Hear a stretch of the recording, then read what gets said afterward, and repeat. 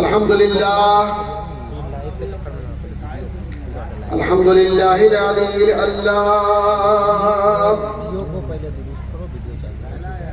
वस्सलातु वस्सलामु अला सय्यिदिल अंबियाइल किराम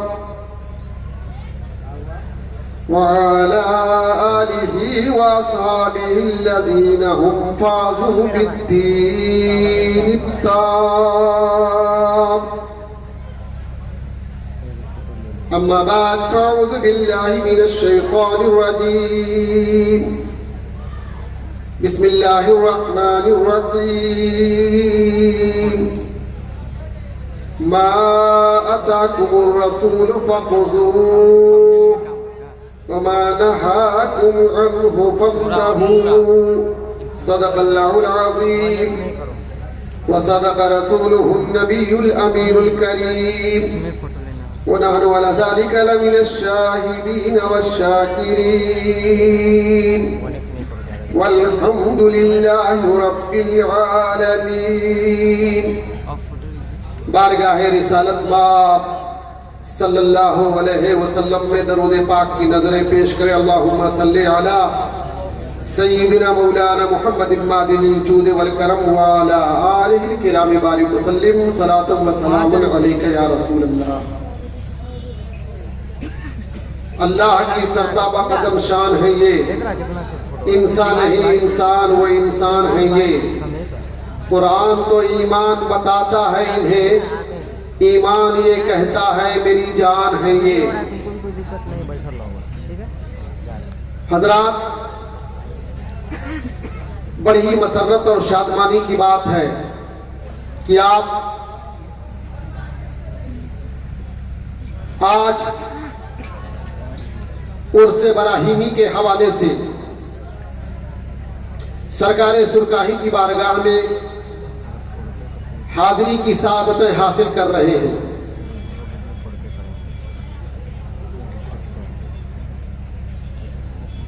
ये उर्स हर साल आता है और आप नातो मनकबत के हसीन खूबसूरत नगमात से आप मसरूर व महजूज होते हैं। वो वक्त सईद फिर आया और आपको गोल्डन चांस मिला कि आप आज फिर उर्से बराहीमी के हसीन मौके पर हसीन खूबसूरत नातिया और मनकबत के नगमात से मसरूर व महजूज होंगे। दुआ है परवरदिगार की बारगाह में नातो मनकबत के हसीन नगमात की बरकत से आपका दीन कामयाबियों से हमकिनार हो और आपकी दुनिया भी कामयाबियों से हमकिनार हो। किसी भी बुजुर्ग और किसी भी दीनी महफिल में जब आप जाएं तो एक टारगेट लेकर जाया करें, एक लक्ष्य आपका होना चाहिए, एक टारगेट होना चाहिए कि हमें दीन की बरकत वहां से अपने दामन में समेट कर लाना है। और जब दीन की बरकत समेट कर लाने का आपका जज्बा होगा, आपका टारगेट होगा, आपका लक्ष्य होगा, तो मेरा दावा है, गारंटी है कि दुनिया की बरकत खुद ब खुद आपके दामन में सिमटती चली जाएगी। कुरान मजीद में इरशाद फरमाया गया, मन अमिल सालिहन मिन ज़करिन औ उन्सा फलनुहयिन्नहु हयातन तय्यबा। कुरान मजीद में बाबा के दुहाले ऐलान किया, आपको इंप्रेस किया, आपको शौक दिलाया।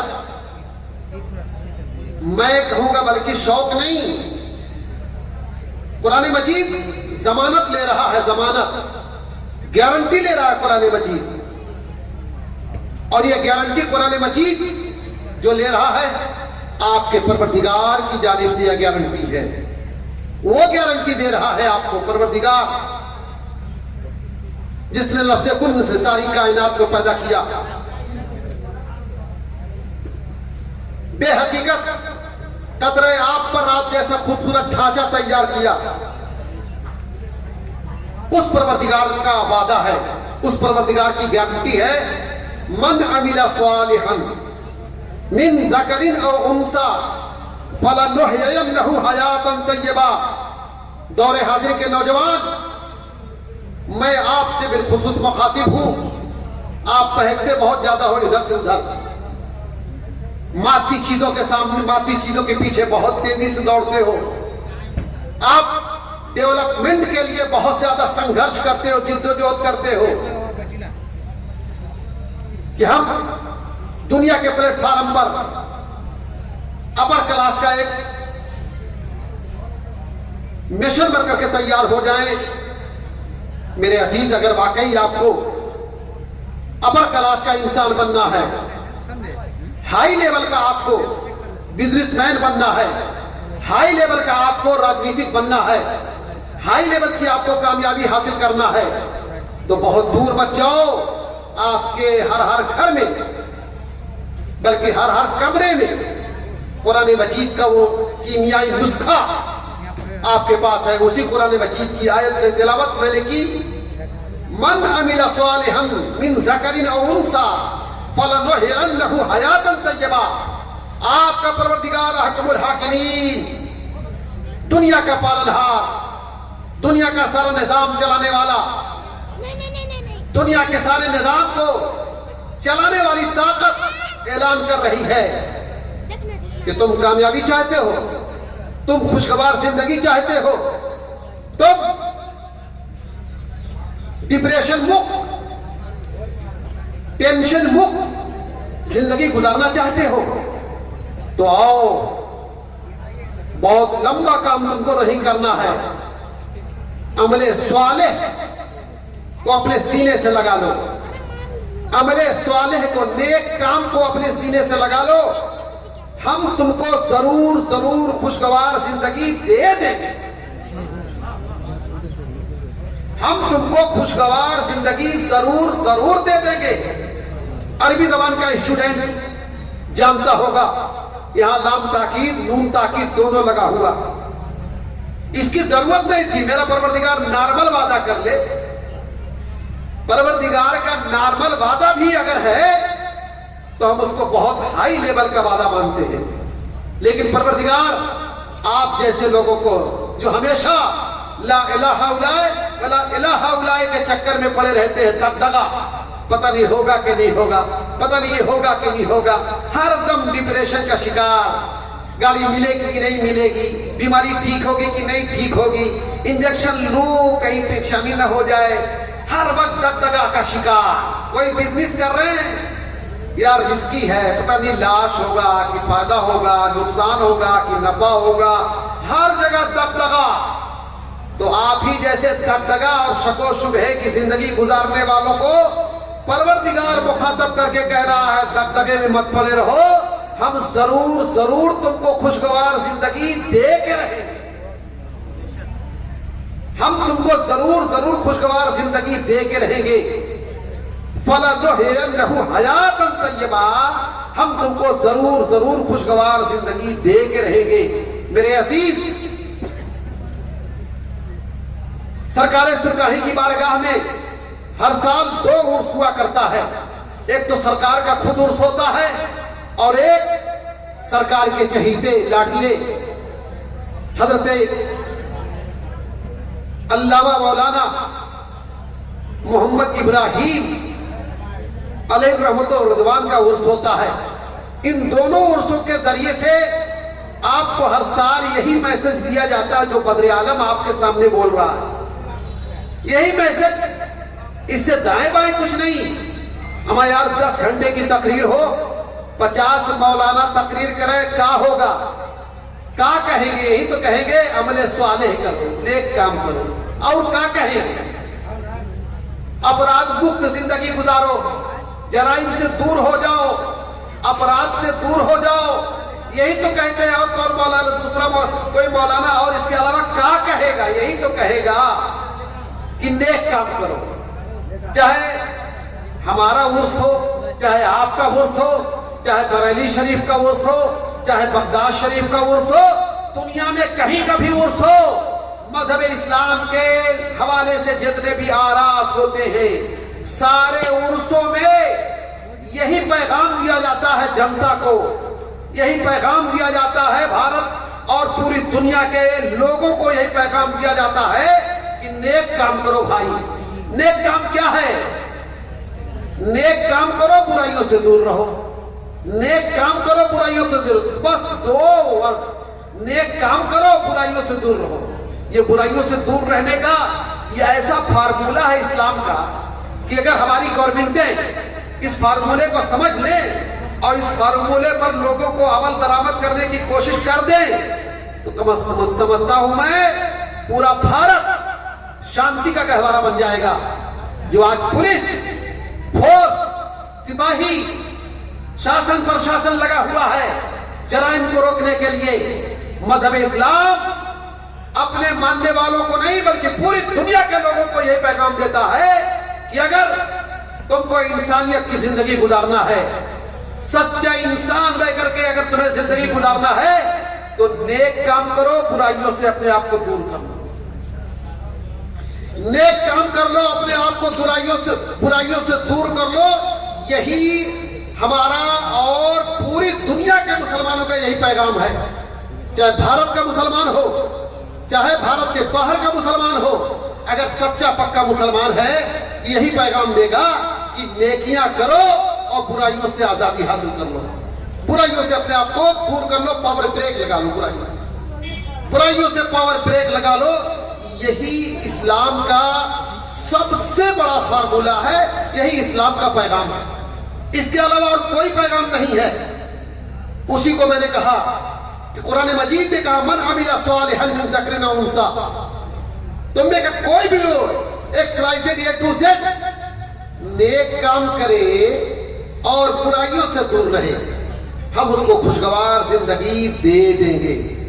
मेरे अजीज, बड़ी खुशी और बड़ी मसरत और शादमानी की बात है, आप सरकार सुरगाही की बारगाह में हर साल हाजिरी देते हैं, यही पैगाम दिया जाता है। ऐ काश दिल की गहराइयों में इस पैगाम को अगर आप बसा लो और जज्बा पैदा कर लो कि सरकार सुरगाही की बारगाह में हम ये पैगाम लेकर अपने दिल में रखते हैं, इस पर हम अमल करके दिखाएंगे, तो यही सच्ची अकीदत होगी सरकार सुरगाही से, यही सच्चा इश्क होगा सरकार सुरगाही से, यही सच्चा प्यार होगा सरकार सुरगाही से। हर साल आप आते हो और शीरीनी लेते हो, चादर चढ़ाते हो, चले जाते हो, साहिब सज्जादा की दस्तबोसी करते हो, चले जाते हो। लेकिन अगर परिवर्तन आपके अंदर नहीं आता, चेंजिंग नहीं आती है, मैं समझता हूं आपका यह आना जाना बेकार साबित हो रहा है। अगर आप दीन सीखने के लिए दीन का दर्द लेकर के यहां से उठे आप, तो बेला शुभा सरकार सुरगाही से यही सच्ची अकीदत होगी।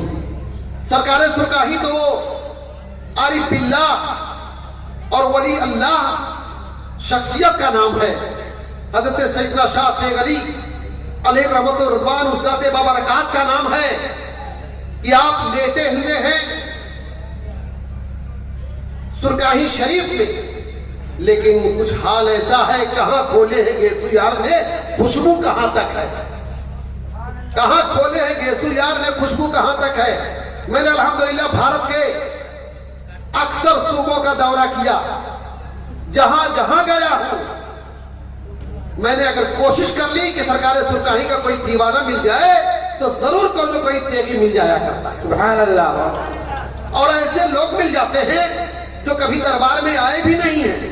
मैं हैरत में पड़ा हूं, या अल्लाह ये कैसी ज़ाते बाबरकात है, ये कैसी ज़ाते बाबरकात है कि साहिब सज्जादा का पूरे भारत लेवल पर दौरा भी नहीं होता, यहाँ के सज्जादगान का पूरे भारत लेवल पर दौरा भी नहीं होता, लेकिन सरकार सुरगाही की खुशबू कहां तक फैली हुई है, कहां खोले हैं गेसू यार ने, खुशबू कहां तक है। ऐसे ऐसे दीवाने जिन्होंने सरकार सुरगाही का दरबार नहीं देखा है, लेकिन सरकार सुरगाही की यादें अपने दिल में बसाए हुए बैठे हैं, सरकार सुरगाही की यादों के चिराग अपने ज़हनो दिमाग में जलाए बैठे हैं। मुबारकबाद है आप लोगों के लिए कि आज सरकार सुरगाही के दरबार में आप हाजिर हैं। मैंने आयत करीमा की तिलावत का शरफ हासिल किया। कौन सी आयत मैंने पढ़ी? मा अताकुमुर रसूल फखुज़ूहु मा नहाकुम अन्हु फंतहू। रसूल जो तुम्हें दे उसे ले लो, टीका टिप्पणी मत करो। हमारा मिजाज क्या हो गया है, बड़ा टीका टिप्पणी का हो गया। क्यों, कैसे, क्या? और खास तौर से मजहबियात में, दीनियात में, दीन की बातों में एक से एक जिसको ABCD नहीं मालूम है मजहब की, वो भी डिस्कस करने के लिए तैयार हो जाता है। ऐसा क्यों, ये क्यों, ऐसा क्यों? अजीब अजीब तरह के सवाल। यही लोग दवा लेने जाते हैं जब डॉक्टर के पास, झोला छाप डॉक्टर होता है, तो जैसा भी टैबलेट दे दे ढकेल लेते हैं, खा लेते हैं। वहां टीका टिप्पणी नहीं करते कि यार ये गोल वाला क्यों दे रहे हो, लंबा वाला दो ना यार। हम जब भी आते हैं पेट में दर्द के लिए तो यही गोल वाला टैबलेट देते हो, ये ग्रीन कलर का देते हो, रेड कलर का कभी कभी दिया करो यार। नहीं नहीं नहीं नहीं, जैसा टैबलेट दे दे, जैसा सिरप दे दे, इंजेक्शन भी अगर कहे तो एक मर्तबा भी नहीं पूछेंगे कि नापाक है कि पाक है, ये मूत तो नहीं है किसी चीज का, फौरन लगवा लेंगे। लगा दो भाई, और अगर 2 इंजेक्शन दे तो इधर भी लगा दो, इधर भी लगा दो, इधर भी लगा दो। एक मर्तबा भी कुछ नहीं कोई सवाल करता।